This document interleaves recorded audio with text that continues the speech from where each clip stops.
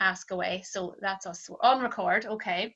So here we are in week 3. So let's see what we're going to be talking about then this week. So let's get the technology working. Okay, so thank you very much for joining us, and it's really important as always to give yourself this time, any distractions, to maybe switch them off and just give yourself this hour for yourself. Okay, so today we are going into we're going to recap where we're at so far, and we're also then going to go into another area of the Love the Body You're In model, which is all about the mind. So we're going to look into the abyss of our minds and see how we can start to use our mind, and we're going to learn some tools then to help us shift things within our mindset as well. Okay, so I always like to recap what we've done so far. So we've covered quite a lot, and I don't want you to underestimate the level and the depth of work that you have covered in such a short period of time.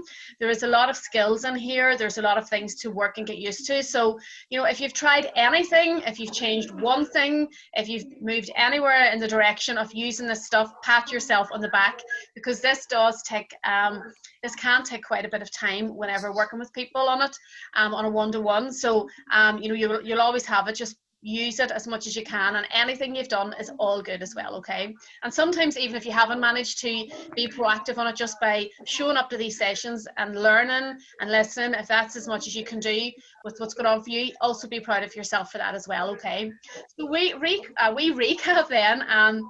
We have looked at understanding and the dieting and rejecting the diet mentality as well. So we know all about dieting and how to reject the diet mentality and how diet doesn't work. I actually had a meeting this morning there with a lady, and we are looking into how the current campaign around COVID and weight is extremely stigmatizing and out of date, and we're looking at how we can bring it up to date and start to turn that all around and give more positive messages around weight management. You know, so I want you to be aware that even within our some of our policies and our health policies, there's a lot of weight stigma exists, which needs changing as well too. So just be mindful of that. So we looked at the diet binge cycle and how dieting and leads to binging, and how restriction leads to overeating as well. And really what we're looking for is balance and reconnection.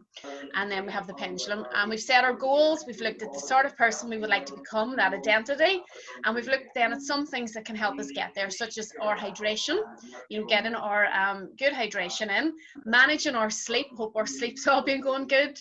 And we've looked last week at this concept of intuitive eating, of starting to listen to yourself, listen to our body as well, when it comes to that too. I'm just going to, hold me a second. I'll just ask if everybody mutes, if they don't mind. I'll mute here. There we go, that's good. And then last week we introduced a couple of concepts as well. So we introduced the connection. So starting to listen to your body. When am I hungry and when am I full? We started looking at nutrition and really how we have the continuum of food, that, you know, some food is more processed than others, but all food is good, better, or best. And really that we're looking to go for the highest food quality we can in any given situation as well. And how we do that is by planning and getting our planner out and starting to plan. So we have actually introduced quite a lot in the last couple of weeks as well. Okay, so if you look at the Love the Body You're In model, we've already covered understanding and awareness, goals, motivation and change, and a lot of the physical components. And today is all about the mind. Okay, it's about the lovely head we have on our shoulders, the brain in there, and the connection that exists between the mind and the body, and how important it is to use that and to utilize that when it comes to change as well. Okay, but before we go there, so each week at the start of the session I ask you to check in and make an honest list of all your habits right now. Okay, so if you just want to have a look again and just flick through, you know, just have we think of just in the past week, you know, how has your habits been? So what has your eating habits been like? Your drinking habits, that's water, alcohol, anything hydration wise.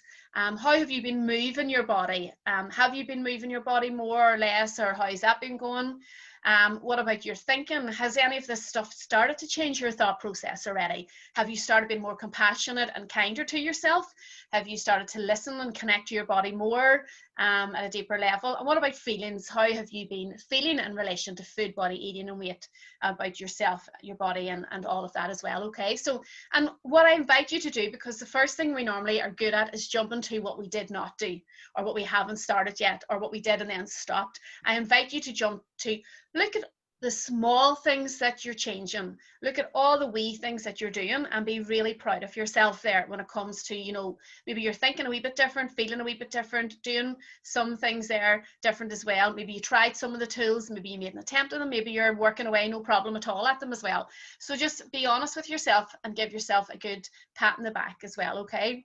And remember, it's about compassion, being compassionate and curious. This is not about negative self-judgment at all. It's about actually having compassion for self on this journey and just being curious. You know, Anita was saying there about how was my kitchen, because I just recently got it done, and I'm like, a sentence I love and I encourage everyone to say to themselves is, how interesting. And mine was like, how interesting is it that when you don't have that there, that how it impacts your eating, your behaviors, you know? And again, it's all without judgment as well, okay? So remember then that you're learning to connect to and listen to your body, to bring all foods to the table, to stop when you've had enough, to be aware of that I can eat whatever I want as much as I want whenever I feel like the trap. So in intuitive eating, you're learning to connect, you're learning to listen to that fabulous body that gives you all these signals and messages. You're bringing all foods to the table because nothing is banned, and you're learning to stop when you've had enough as well, okay? And again, it's learning, it takes time and it is a process. So today is all about the mind. So what I mean whenever it comes to talk about the mind, what is involved in our mind, and what are some of the tools we can use and have to help us when it comes to managing our mind. So there are many psychological ways of looking at personality structure, self-talk, thoughts, and how to use the imagination and the power of the mind, okay? So there's a lot of different tools out there. There's a lot of different research things done. There's a lot, you know, loads of different things we can use when it comes to managing our mind. It is one of the most powerful tools when it comes to behavior change. So managing the mind as a tool in itself is so powerful when it comes to helping you change your behaviors. In fact, I was going as far to say, if you don't actually learn to manage the mind, then behavior change is never actually permanent as well, okay?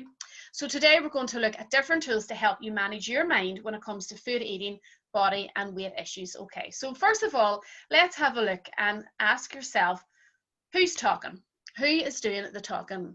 Okay, what about all these voices in our head? So this is based on work by Evelyn LTBYI and Elise Reich's work on intuitive eating. Okay, so we have two, I want you to think of it as sort of having two camps, if you like. One is the destructive dieting voices, and one is the powerful ally voices of intuitive eating, okay? So under the destructive dieting voices, then we have the likes of the food police, the diet rebel, and the nutrition informant. And we're going to look at these in more detail and see which ones you recognize when it comes to your thinking around food, eating, body, and weight. Under the powerful ally voices, then we have the nutrition ally, the food anthropologist, the nurture, and the rebel ally. So these are the voices in our head that we're going to look to harness, we're going to look to bring forward to help us be that intuitive eater and have that connection as well, okay? So let's have a look and see. So who is the food police? So anybody recognize the food police? So the food police are the voices in our head, which are the judge and jury. They are the ones that say that food is good and bad. They're talking about all your dieting rules. They were reminding you of what you should and shouldn't be doing, of how it should be, and policing every bite and every meal and every day. Scrutinizes your action, keeps your food and body at war. And this voice doesn't help you. And it doesn't help you because it's negative, it's strict, it's keeping you in line with an external plan rather than connected to yourself. And you need to learn to challenge this voice. You need to learn to challenge the power it has over you and listen its hold on you as well, okay? So be aware of the food police and anything that the food police is actually saying to you as well, okay? We also then have the nutrition informant, okay? So the nutrition informant is the one which provides all the evidence to keep you in line with dieting and diet culture. So it may tell you to count macros or calories, often in the name of health, because it's becoming, if you notice, companies are becoming more sneaky at you know, people are recognizing that dieting doesn't work, and companies are recognizing that people are starting to understand dieting doesn't work and start to look for alternatives and start to look for alternative messages. So what you will hear now in Weight Watchers is a classic, because they just changed to WW and focusing more on wellness, but it's still Weight Watchers as well. So it still has the same message: count calories and diet the body, you know. So this nutrition informant colludes with the food police. It operates under the guise of health by promoting unconscious dieting. And you can turn the nutrition informant into the nutritional ally when it becomes more interested in healthy eating with no hidden agenda. So there's nothing wrong with looking at food from a nutritional point of view, but when it's all strict and rigid and it's nutritionally to do with weight loss and keeping you guided by an external plan and not listening to your body, that's whenever it becomes the issue as well. Okay, so far we have the food police, and so far we have the nutrition informant. We also have the diet rebel, which I'm sure we'll all recognize at some point in our lives, is the diet rebel. So the diet rebel is that voice in your head that shouts loudly in your head and sounds angry and determined. Says things like, you're not going to get me to eat that plain boiled chicken, or I can't wait to be on my own to eat all those biscuits, or as soon as they're out the door, I'm having that, or I don't even want that, I'm eating what I want and I'm eating it now. Okay, so the diet rebel is that voice that when you've started to make changes, whenever you've maybe been on a diet or plan or something, that that's the voice in that comes in and, you know, really starts to maybe sabotage it, or starts to throw the rules out the window and says, I'm doing my own thing. Okay, so when the diet rebel rules the roost, self-destruction always ensues. So think of the times whenever maybe you've been making you know, changes, and then all of a sudden you've been have these rules, and we as human beings do not like rigid rules, and we will rebel against them. And then that's when the diet rebel comes in, and think of the behaviors then that have maybe resulted as a result of having those rules and the diet rebel coming in. And usually it's not just 1 or 2 biscuits, or not just 1 or 2 crisps, it's packets, it's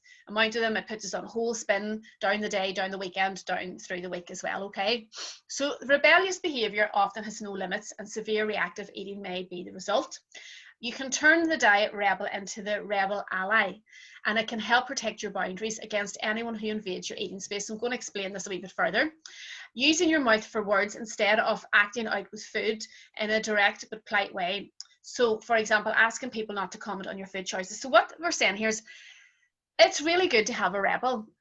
You know, if we did not have rebels in human society, we would all be controlled and be compliant, and God knows where we would be. So actually we have a rebel in us for a purpose, but actually we're using our rebel to rebel against ourselves, our own mind, our own body when it comes to dieting. Okay, and what this saying here is, actually we want to harness that rebel into a rebel ally. So as you start to embrace more of the love the body your own way and intuitive eating, and you know, people maybe comment on your body or comment on weight or comment on eating, then you want to engage that rebel for those purposes. You want to rebel against, you know, people invading your boundaries, or, you know, comment, and especially maybe family members, or, you know, people that we know always comment about eating or weight, or are you eating that, or should you be eating that. Then you want to use that rebel then to rebel against that, and politely ask, do you know what, I prefer if you didn't talk about my weight, I prefer if you didn't talk about my body, things like that as well. So that's about harnessing the diet rebel into the ally, and not rebelling against yourself as well. Okay,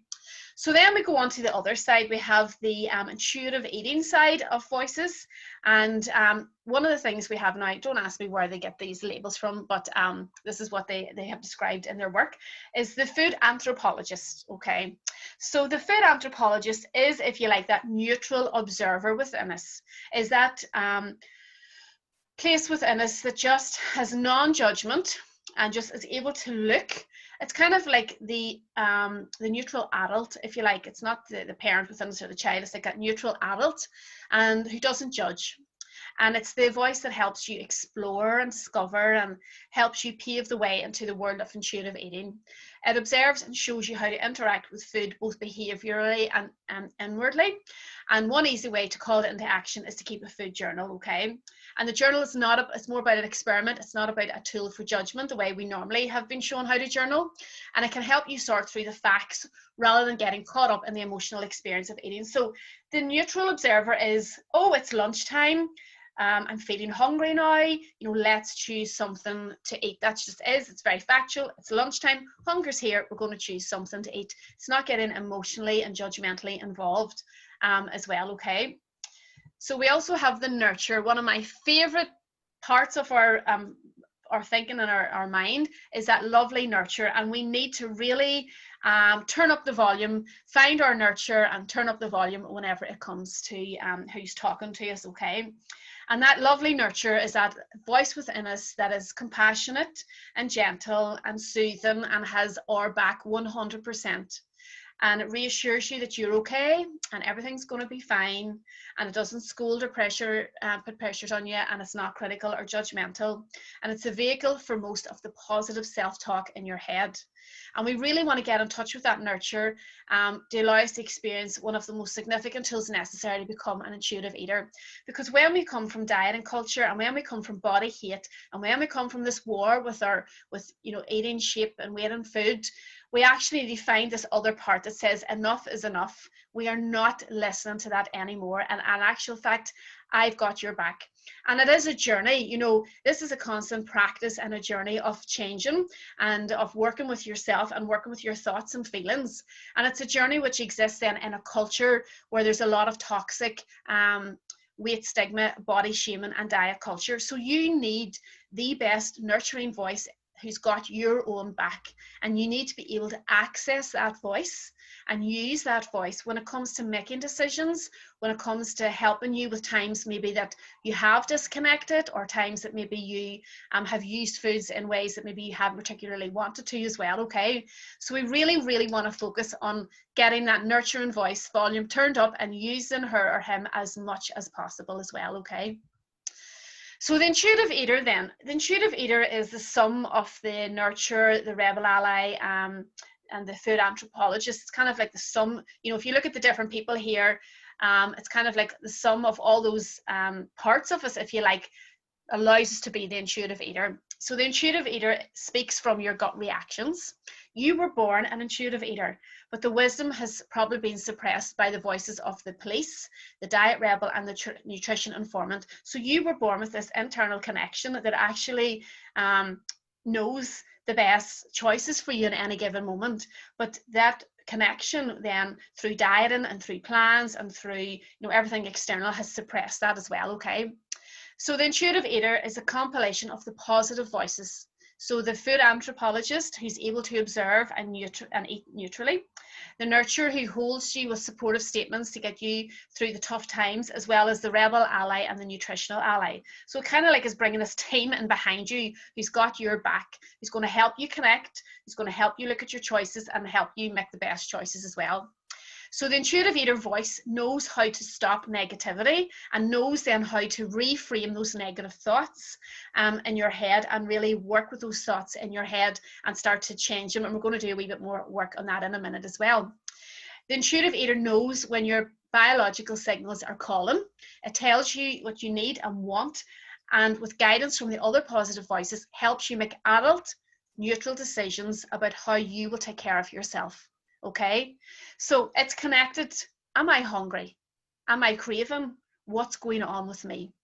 It is talking positively to yourself. It's helping you make the adult choices. You know, okay, I want a brownie. That's great. I feel like having a snack. I'm choosing a brownie. I know I can have more brownies later, so I'll finish my brownie when I've had enough. Whereas the other voices might be, I've had a brownie, I've broken my rules, so I'm going to have more brownies now, and let's keep eating the brownies till whatever. Whereas the intuitive eater is the one that actually is able to, you know, listen, be the adult, make the choice. And equally, an intuitive eater might say, actually, do you know what? It's nearly dinner time now. Let's have our dinner and see if we still have fancy the brownie later on as well. You know, it's that adult voice within us, making neutral decisions about how you will take care of yourself, okay?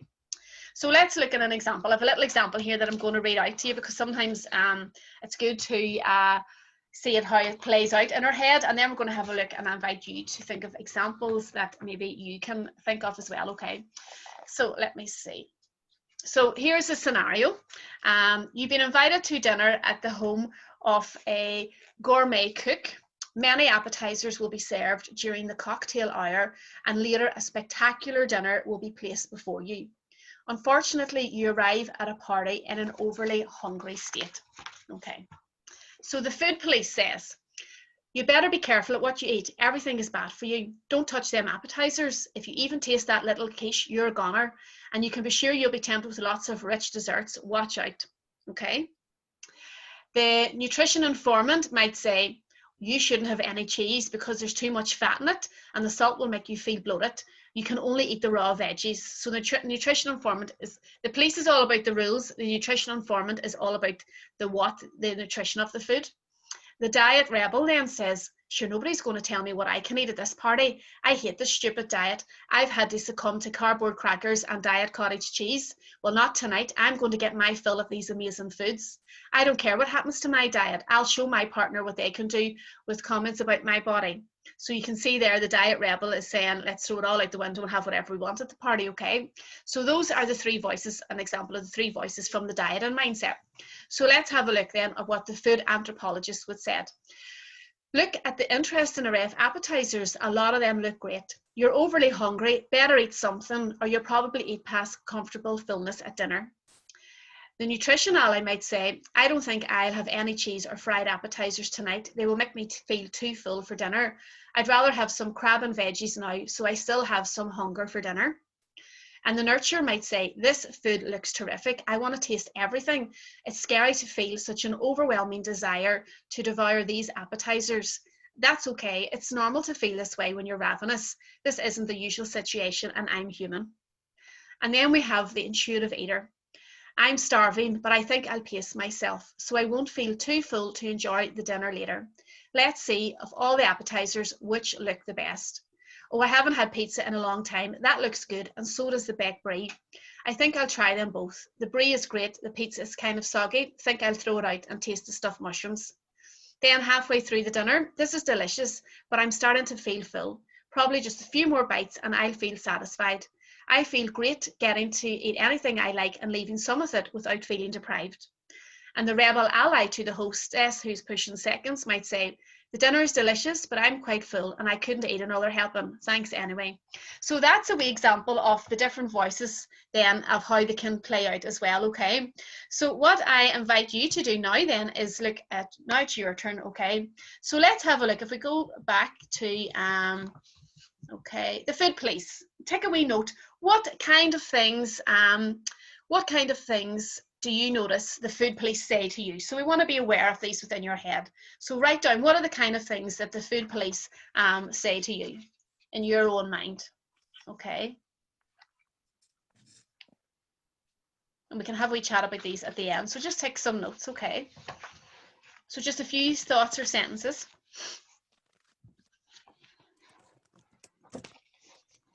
So it could be things like, don't eat at night, better not eat that bread, it's too many carbs, you didn't exercise today, better not have dinner, it's not time to eat yet, so don't have that snack, you ate too much even though it was based on being hungry, in brackets there, okay?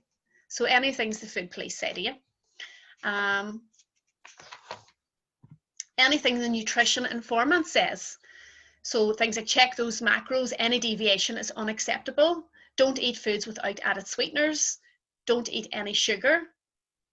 Okay.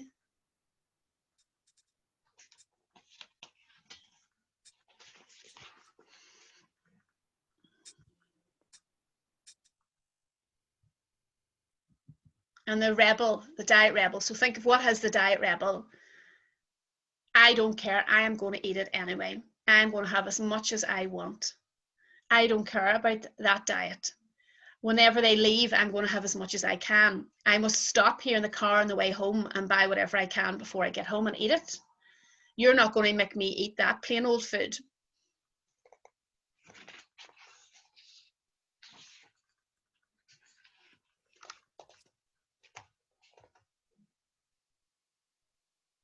Okay.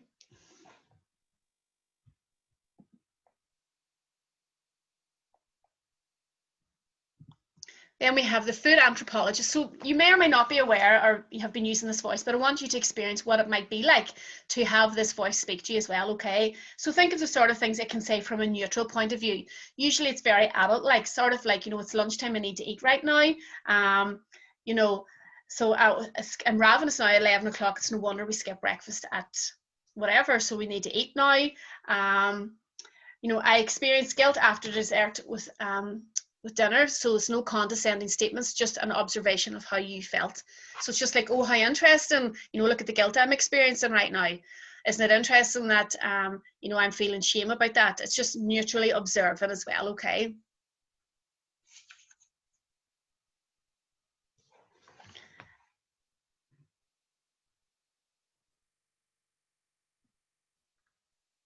Okay. And then we want to have a look at the nurture. And we want loads of statements for the nurture. So when you get off this call, I would advise you to sit and spend a few moments writing more and more sentences. Get as many as you can that are going to be, put them places where you can see them, post-it notes all over the house. When you open your kitchen cupboards, to have that nurture shouting out at you, or gently, soothingly talking to you, not shouting at you, but you know what I mean.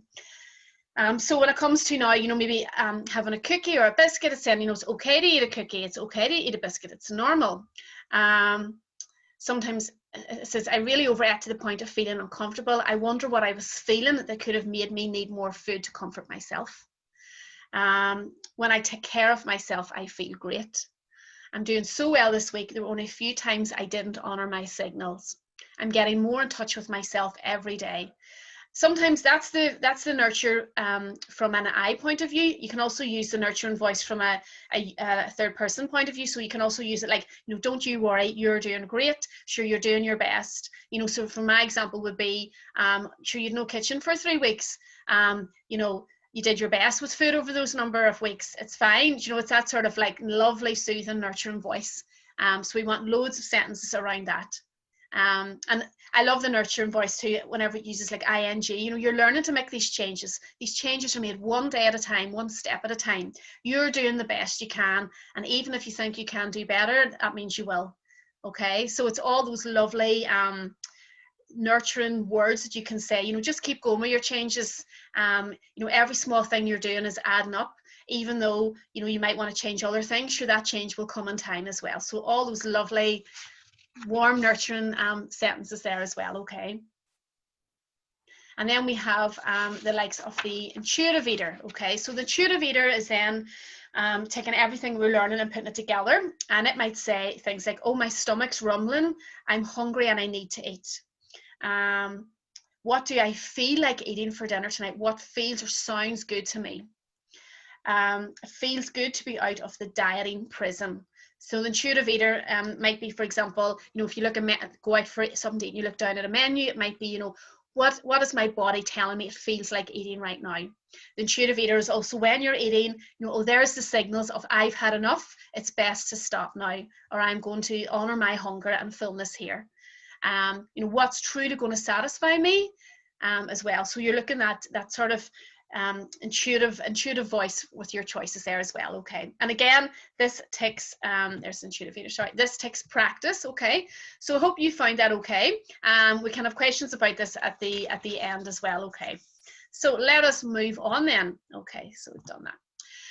So putting our voices to one side, then let us have a look at something else. And the other thing then we're going to have a look at is our thinking styles. So thinking styles are like ways we actually, if we can clump some thoughts together and we can put them under a style, if you like. And what people who are not normal eaters don't realize is that, or disordered eaters, if you like, is that they think differently to what normal eaters think. And they have certain thinking styles compared to what how normal eaters think. And that's what I hope to highlight here today, okay? So the way we think profoundly impacts the way we feel about food, eating, our body, our weight, and how we behave. When we learn to work with our thoughts, we can challenge and change them to change how we feel and as a result change our behavior. There are common thinking styles that people with food, eating, body, and weight issues have. So here are 3 of them. So think of all the times then maybe you recognize some of these as well, okay? All or nothing, black and white thinking. I'm on a diet or off it. I've blown a rule and had a biscuit, I might as well eat them all. So anything which is absolute, all or nothing, and black and white, then we need to have a wee look at that, okay? Anything which involves jumping to conclusions, they will see me eating the cake and think I'm so fat and have no willpower.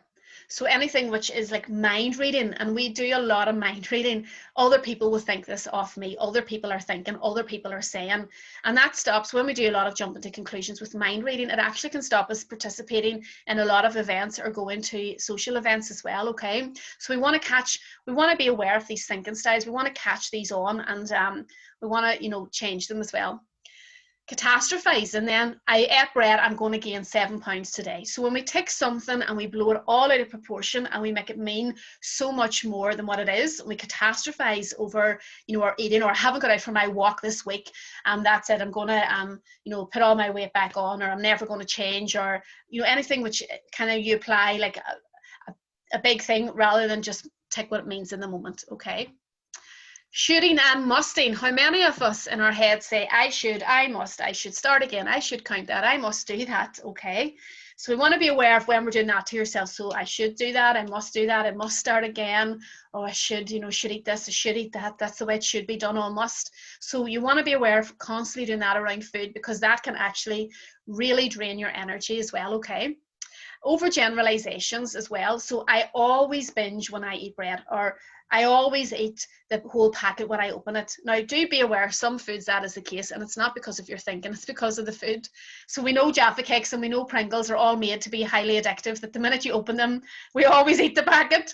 And that's more to do with the food than actually you're thinking. But if you're normally thinking, I always do this, then we want to really start to break that down and look at it as well. Okay. And labeling, calling yourself names, and the names I hear people call themselves is horrendous. It's things you would never say to your dog or your cat or your pet or your children or your nieces or your nephews or your best friend, but yet we think nothing of saying this to ourselves. So we really want to start to catch these on and start to change them. Because here's the thing, nobody has ever told us that we have the power to change our thoughts, that we are not our thoughts, that we can watch our thoughts, and that we can start to change and separate out our thoughts, and then we can choose new thoughts.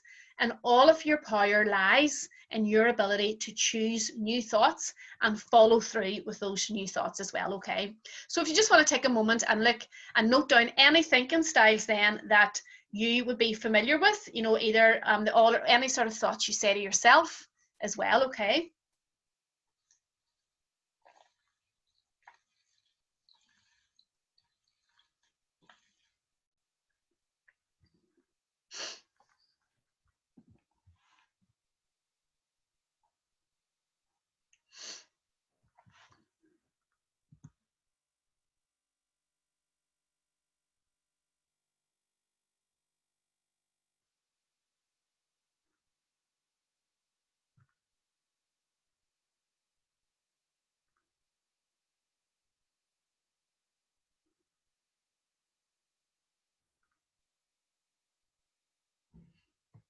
Okay.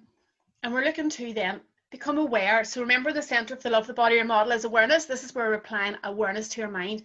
We want to become aware of these thoughts, and we want to become aware of our ability to work with and change these thoughts when they come in then to your mind. And that leads us then to the thought model, a tool then for doing this. Okay, so let me introduce then the thought model. So the thought model is when you become aware that your thinking is influencing the actions in your life and you would like to change. It helps you become aware of your thoughts and change them to achieve different behaviors. Okay, so this is really, really powerful tool.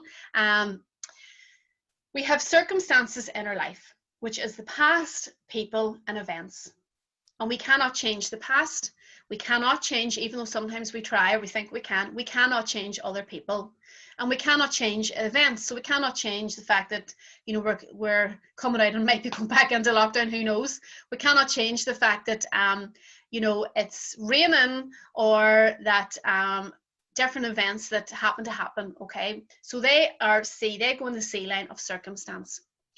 So then we have thoughts. So the thoughts are literally sentences in your mind. They're literally the sentence that goes across your mind that you think about any given situation. And thoughts then are followed by feeling words. So we have feelings. So our thoughts cause us to get a sensation in the body, which gives us a feeling. And when it comes to feelings, we'll do more on that next week. Feelings are feeling words. So happy, sad, angry, anxious, lonely, excited, ecstatic, enthusiastic, wonderful, joyful, whatever, okay? We have an unlimited amount of feeling words. So our thoughts give us a feeling, which is a sensation in our body. And based on that, we then do a behavior. We then do something. So our behavior is the actions you take as a result of your thoughts and your feelings. And the results you're getting in your life are, your current results are based then back on the thoughts that you're thinking. So all behaviors give us the results, okay? So if you look at the results in your life, and the results are literally things that are, you know, that you are getting in life or not getting, then it is based on thoughts, okay? Either conscious or very often it's unconscious, it's out of our awareness. And part of this work then is to look at, well, what is going on out of my awareness, bring it to a level of awareness, and then empower yourself with the ability to change. Now this is based on CBT, based on thought reframes. There's different schools of thought on it, depends on what evidence or research model you're looking at. But it's very, very powerful when we actively learn how to use it, because it allows us then to manage our behaviors and to change, okay? But how do we do it? So let's have a look at an example then. So when it comes to food, body, eating and weight, an example might be, I've ate a large amount of cake. The thought is, I ate more than I wanted to. The feeling is guilty. And the behavior is, keep eating because I feel so bad. And the result is weight gain due to overeating. So you can see how then we have the circumstance with the thought, the feeling, the behavior, and the result, okay? So you'll have your own thoughts and your own feelings. This is just an example. And then we can change that. So when we become aware, well, what did I just think then? Okay, so the circumstance doesn't change. It's the eating a large amount of cake. The thought can be then, even though I just ate more cake than I wanted to, I can reflect on what led up to that, and I can do it differently next time. You feel compassion, you feel different. Your behavior then is to refrain from eating even more cake or engage in a healthy, soothing behavior. And the result is learning and ready to change the next time. So can you see how the same circumstances with different thinking applied will create different feelings, behaviors, and results? Now, it's not about positive thinking. People sometimes say, oh, just think positively. It's actually not. It's about better feeling thoughts. You're looking for the thought, which usually isn't the thought you think you should be thinking, which will help you feel better. And it's the feeling better or different, which will drive the different behavior, okay? So imagine you were going shopping, for anybody that likes shopping, and you notice this thought that has come into your head, which is giving you this feeling, and you then ask yourself, how can I think differently about this to feel different, to get a different result? And you go into your thought shop and you might try on different thoughts. So you might say, when I think that, how does that make me feel? When I think that, how does that make me feel? So I'm going to give you an example, okay? So my program is called Love the Body You're In. So if I said to you, just think, I love myself, I love my body, I love myself, just keep thinking that, okay? What feeling does that give you? So that will give everybody in this group a different feeling. Some people might accept that and feel good. Some people might feel, no, that makes me feel silly or stupid or self-conscious or angry, or, do you know what I mean? So it's whatever feeling it's giving you. And as a result of that feeling, then you will do different behaviors. Some people might, do one thing, another person might do another. So some people might, I love my body, I feel great, let's take a nice relaxing bath and put on loads of lotion. I love my body, it makes me feel really angry, so therefore I'm going to the kitchen cupboards and I'm going to eat everything in it. Does that make sense? Okay, so it's the same thought, which doesn't work for everybody. Now I'm going to invite you to find a thought which will work for you, okay? So some people then might, if you change it to, I am learning to love my body. How does that make you feel? So I'm learning to like my body. Sometimes people would say, actually, that makes me feel compassionate. Actually, that makes me feel I'm on a journey and think I'm on a journey and feel a bit more relaxed, or it gives me a bit more relief. And as a result of thinking that thought and shifting that feeling, then my action might be to take care of myself. But only you can find the thought that's going to make you feel better. And that's where the work is as well. So I've given you literally a few minutes, 5 minutes, introduction to a reframe process of CBT, which takes, it does take more time, more work on it as well. But I just invite you to go and look this up. to start to play with it as a technique and start to realize that that tool is there for you and available to you to start, you know, changing those thoughts. So say, for example, you know, sometimes you can work it the other way. So the result is, or the behavior you might want to be is out walking, and you might be thinking, you know, circumstance is it's raining, and you might think, I don't want to go out in the rain. So therefore you, you know, you might feel relief and you might just sit home, but at the same time, it's not getting you the result that you want. So part of that will be looking at, well, how can I rethink that? How can I rethink that? And it might be, and I'm going to give you one actually that we used a number of years ago with the group. I had a walk planned for about 60 people, and it was emptying from the heavens in the middle of summer, and it was for charity, and all I could think of was, oh my goodness, how, you know, is anybody going to come? And one of the girls had texted me because she had recovering from cancer, and it was for a cancer charity, and she says, I'm just thinking of all those people who would love to get their hair wet in the rain. And I sent that out to the group, and I said, just think of all the people who would love to get their hair wet in the rain, and every single one showed up. And the mountain had said, I wasn't going to come because the rain was so bad, but actually when I got that, so really what shifted there was their thinking. But you can learn then to shift your thinking within yourself as well, okay? So it's a really, really useful tool. Okay, so let me see. So there's a blank example of how you do it. So you do write it out, take one thought at a time, work with it, play with it. So you take the old thought and you want to then work on the new thought and write these daily, you know, get into the habit of writing these daily around anything in life, but particularly around food, eating, body, and weight issues as well, okay? Because changing your thoughts when it comes to food, comes to eating, comes to body, comes to weight is key. It's all about changing the mindset as well, okay? So there's the blank example of the original thought. And then we also, the same one is the new thought. So the new thought blank example. So it's exactly the same. So you want to do the old one and you want to work then on the new one. And trust me, this will change your life. Changing your thoughts changes your life. Okay.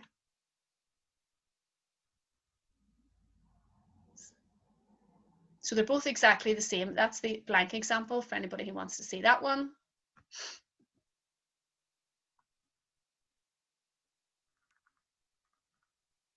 Okay, so I want to talk to you briefly then, before we go to question time, about another tool, and this is a really useful tool as well whenever it comes to using your mind to get results that you want in your life as well, okay? So let me see, all got that? Yep, okay. So this is a thing called functional imagery training, or FIT. So I'm trying to think last year, because it was last year, the year before. What year are we in now? Anybody know? There was Plymouth University had done a lot of research on imagery. So what they call imagery is literally creating images, and some people call it visualization. But they call it imagery because they say the difference between imagery and visualization is visualization, you just maybe can see images, but imagery is when you can get a sense of feeling something and connecting with it and all of that. So I like to think of it, the psychologists call it imagery, and the more alternative people call it visualization. But as long as you're seeing, feeling, and interacting with it all in your mind, it's basically the same. So don't get too bogged down with it, okay? So the study, they done a study on overweight and obese members of the general public, and they taught them this technique for weight loss goals, and they lost an average 5 times more weight than a comparison group who used motivational interviewing. So the group continued to lose weight at 12 months, while the other group stabilized, and even 6 months after the intervention ended. Both groups had the same amount of contact and support of a maximum of 4 hours over 6 months. And the researchers only supported people in their motivation for change. They self-set plans and goals, and neither group received any dietary advice or information. So they took a group of people who wanted to have healthier behaviours and who were focused on weight loss, and they taught them how to imagine the success of their goals and how to use their imagination and their mind every single day, and they measured the success. And what they found is that people who used the technique every single day had a far greater success, 5 times more than just talking to people around changing as well, okay?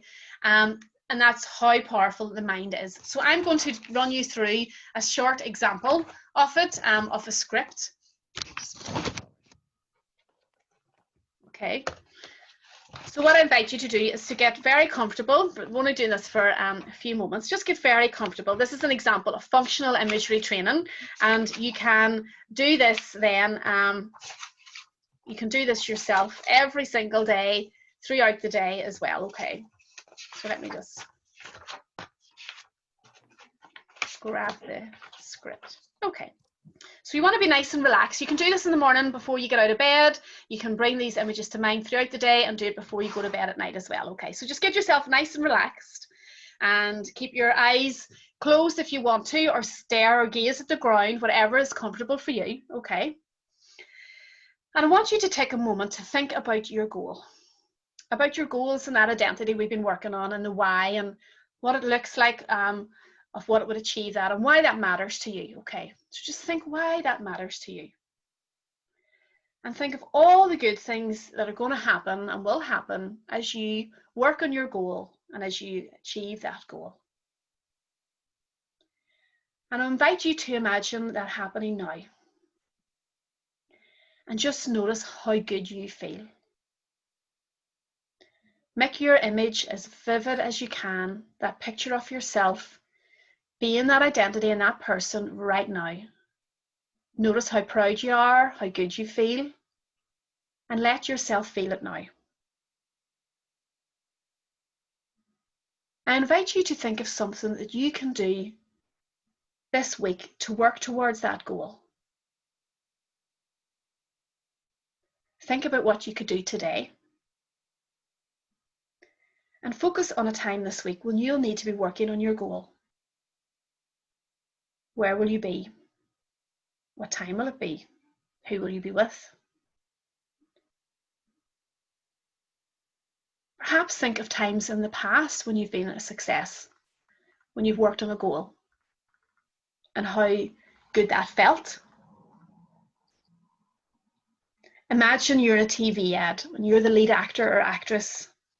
It's an advert about you working on your goal, showing how you'll do it and how well it will go. Use all of your senses. As you're working on your goal, notice what you see around you, what you can hear, what you can taste or smell, how the body feels and what emotions you're feeling. And experience it as if it's happening right now in your body. And if your mind wanders, that's okay, just bring it back. Notice any challenges that you're going to get this week. How are you not going to let those stop you? Play out different ways that you're going to overcome any challenges that come your way this week. And pick the best idea and imagine using that each step of the way. Keep the image vivid and real. Use all of your senses. And now think of your week from start to finish. Think of all those changes, all those small steps, that identity that you're developing, and see yourself and feel yourself being really proud of yourself. Keep playing the image out, working on your goal, and imagine reaching your goal. Remember all the good things that will happen, all these changes that you've been making every day or every week, eventually are adding up, and further down the line of keeping focus on this, notice how things have changed. Notice how successful you feel. Notice the confidence, that sense of achievement. Let yourself experience that feeling now.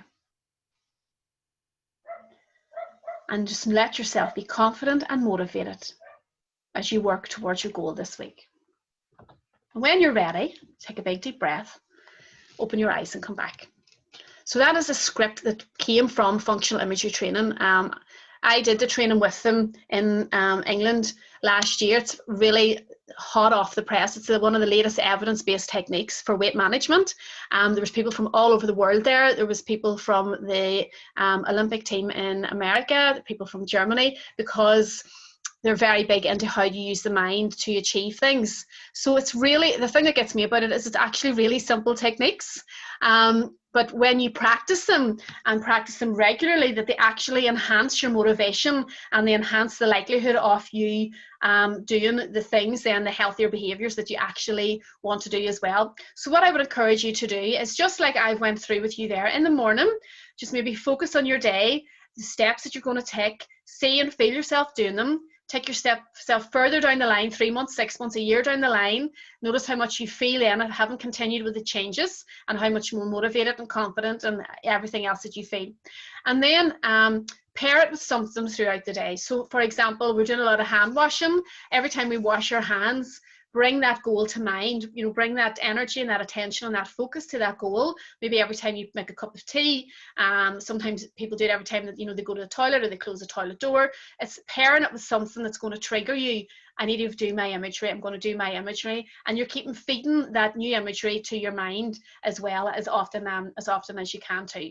So that's another little tool there for your toolbox as well. Okay, so to summarize then, we want to challenge the dieting voices in our head. We want to employ the intuitive eating voices, eaters' voices even more. We're going to be mindful of our thinking styles. No more shoulds, musts, ons, off, none of that. We're going to go into the grey, no more black and white. We're going to use the thought model tool to reframe those thoughts and choose more better feeling thoughts that are going to help us make better behaviours and choices. Use FIT to strengthen your resolve for positive, healthy behaviours. And your mind is a powerful tool. Make it work for you, not against you as well. Okay, so what I'm going to do now then, that is the end of week 3. Does not absolutely fly in. I am going to stop recording here, if I can. Give me a wee second. Oh, let's see.